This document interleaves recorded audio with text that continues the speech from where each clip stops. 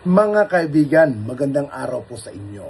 Una, dapat ba tayong magtiwala sa mga politiko na mga katulad ng mga senador na ito?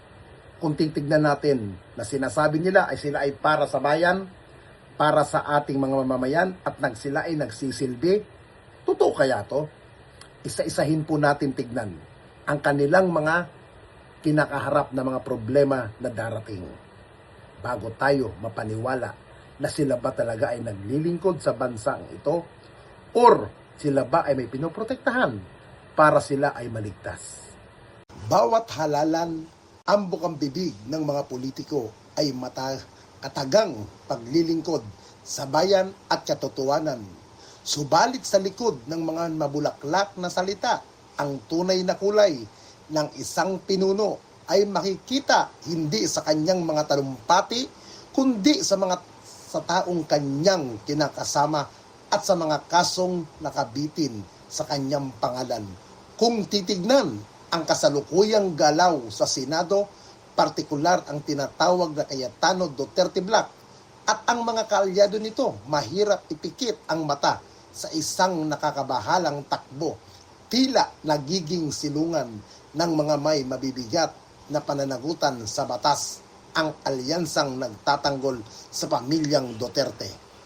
Suriin natin ang mga pangangalan na bumubuo sa hanay na ito.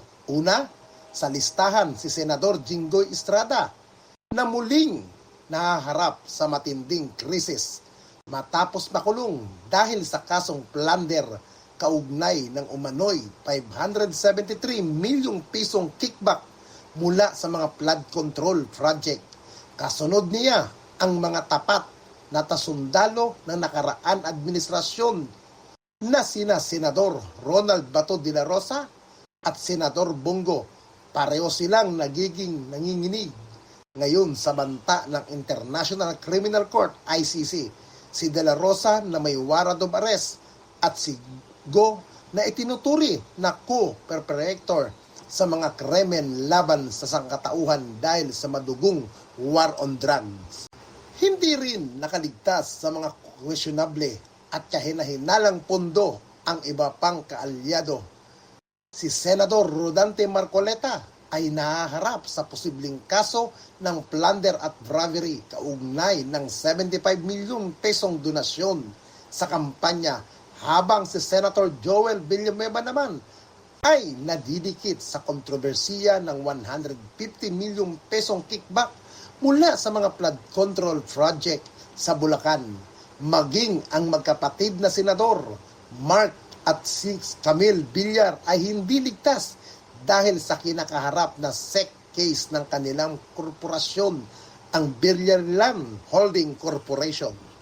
Maging ang mga lumipat ng bakod gaya ni Senate President Chis Escudero na ngayon ay nasasagat siya yung black, ngunit kilalang nakikipag-alyansa para sa politika na interes ay may bitbit ding reklamong plunder at graft at indirect bribery kaugnay ng 586 milyong pesong kickback mula naman sa mga proyektong pang-infrastruktura at flood control.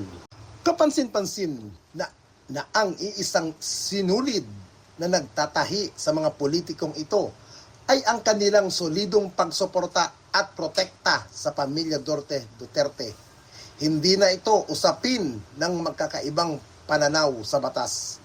Ito ay nagmumukhang isang koalisyon ng pagpuprotekta sa sarili kapag ang mga tagapagtanggol ng isang leader ay ang mga mismong individual na may seryosong anomalya, graft at corruption case. Papaano pa rito makikita ang taumbayan ng isang malinis na pamahalaan? Ito ba ang sinasabing dapat pagkatiwalaan ng mamamayang Pilipino? Ito ba ang klase ng mga senador na may moral na otoridad na magsasalita ng katotohanan at magpapasya ng mga batas para sa ikabubuti at na hinaharap? Ang Senado ay disenyo upang maging huling kuta ng demokrasya at integridad. Ngunit kung ang mga nakaupo rito ay abala sa pag-iwas sa mga warrant of arrest, pagtatakip sa mga bilyong pisong kickback sa flood control habang lumulubog ang bansa sa baha at paggamit ng kapangyarihan upang protektahan ang kanilang mga sarili at ang kanilang mga padrino. Ang taong bayan ang talo. Ang katotohanan ay hindi nagmumula sa mga labi ng mga taong may tinatago sa batas. Panahon na para matuto ang mga botante. Ang tunay na tiwala ay hindi ibinibigay sa mga alyansang itinatayo sa ibabaw ng mga anomalya.